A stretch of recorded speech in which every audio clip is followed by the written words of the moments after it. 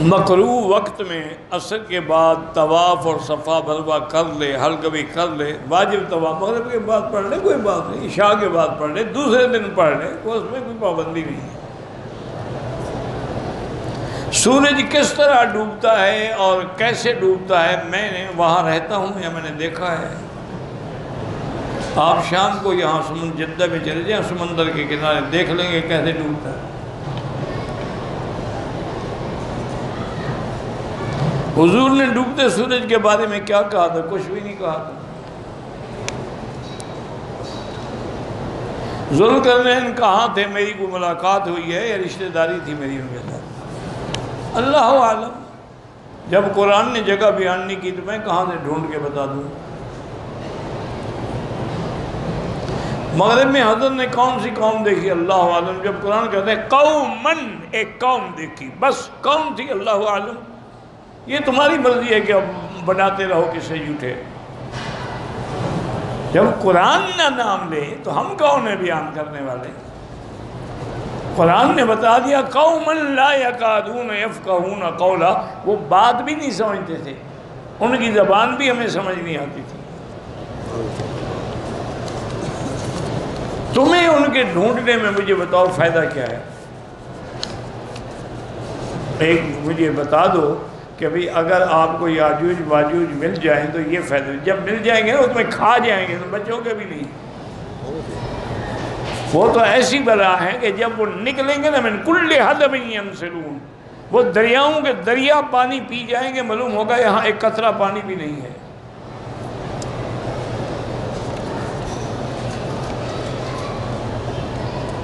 میں روحانی علاج کے لیے خطیب مسجد کے پاس جاتا ہوں، وہ مجھے قرآنی آیات بناتے ہیں اور ساتھ یہ بھی کہتے ہیں کہ بڑا گوشت نہ کھائے گا۔ ٹھیک ہے، بڑے گوشت کھانے میں بیماریاں ہوتی ہیں، داء ہوتی ہے، تو وہ اسباب ظاہری بھی آپ کو بتاتے ہیں، اللہ کے کلام بھی بتاتے ہیں، ٹھیک کرتے ہیں۔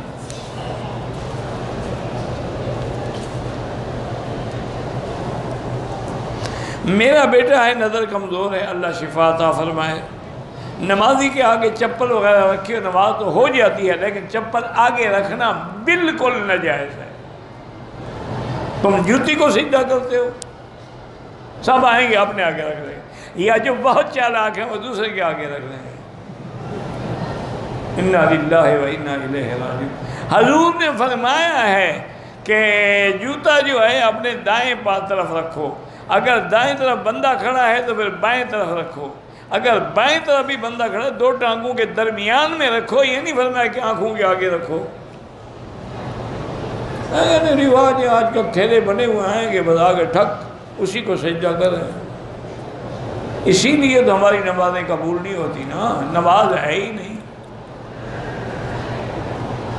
رہ گئی رسم اذان روح بلالی نہ رہی، اسی لیے اقبال نے کہا تھا، انہوں نے کہا اب تو رسم ہے، اللہ اکبر اللہ اکبر اللہ اکبر، بس پتہ چلتا ان کو کوئی نہیں کہ اکبر کا معنی کیا ہے، ان کو سمجھ گئے۔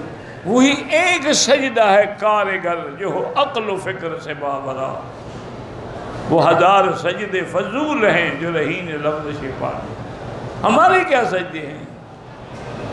اسی لیے ایک بزرگ نے لکھا کہ جو زمین و سجدہ کردم زمین ندا برآمد، کہ جب میں مکے میں آیا اور میں نے سجدہ کیا تو زمین سے آواز آنے لگی کہ مرا خراب کر دی تو بسجدہ ری آئی، دنیا کے دکھالے کے سجدے کر کے مجھے بھی خراب کرنے کے لیے آ گئے ہو کہ میں حاجی اور میں حاجی اور میں عمرے والا اور میں عمرے تو اور اس کے بعد کہتا ہے کہ جو طواف کعبہ کردن، میں نے جب طواف شروع کیا تو طواف کعبہ کے دوران میں کعبے سے ندا آئی کہ میرے آج تم طواف کے لیے آ گئے ہو، بیرون در چکر دی کہ درون کعبہ آئی، باہر تم کیا منہ کالا کرتے رہے ہو کہ آج اندر بھی آ گئے ہو، تمہیں شرم نہیں آئی؟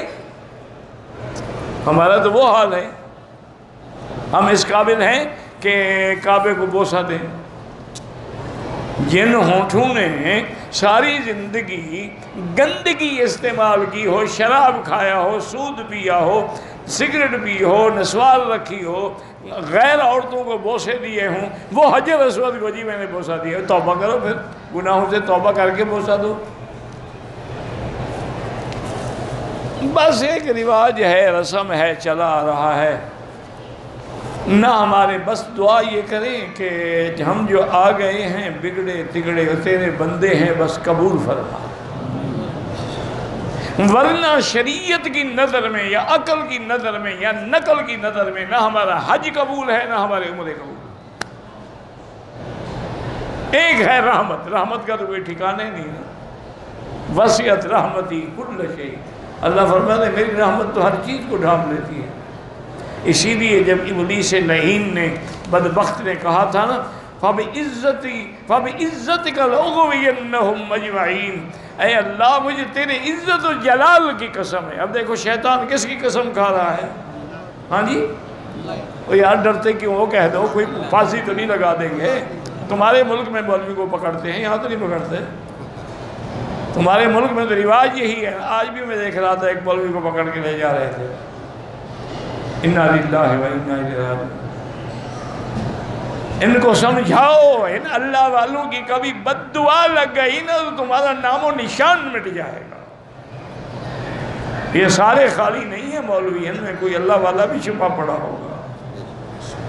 شیخ سعدی فرماتے ہیں کہ تمہارا کام یہ ہے کہ اگر جنگل سے گزرو گما مبر کے بے شک خالیس، یہ نہ سمجھنا کہ جنگل خالی ہے، شاید کہ پلنگ خفتہ باشد، شاید کوئی شیر بھی چھپا ہوا ہو۔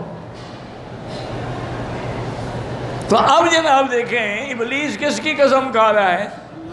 ہاں جی، پیر صاحب کی، پیر کی نہیں کھائی، عبد القادر جیلانی کی، مجھے پیر کے پنڈے کی قسم ہے، مجھے سائیں کے آستان کی قسم ہے، مجھے پیر سائیں کے روزے کی، شرک ہے، شرک، آدمی کافر ہو جاتا ہے ایسی قسم کھانے سے، یہ چھوٹا موٹا گناہ نہیں۔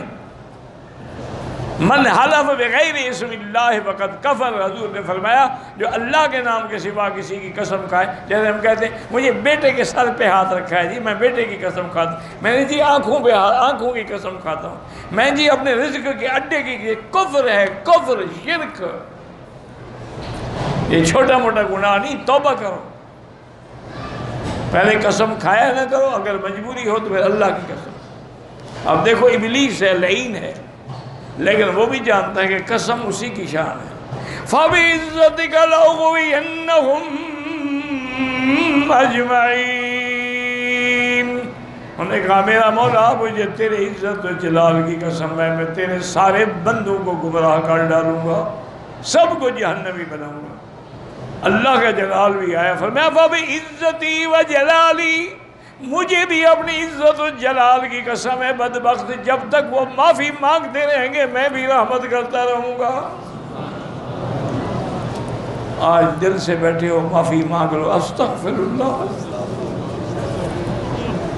لیکن دل سے پڑھو، استغفر اللہ، استغفر اللہ، استغفر اللہ وَأَتُوبُ إِلَيْهِ، استغفر اللہ الذی لا الہ الا هو الحی القیوم وَأَتُوبُ إِلَيْهِ۔ اللہ اللہ، تو بہرحال چپل آگے نہ رکھا کریں۔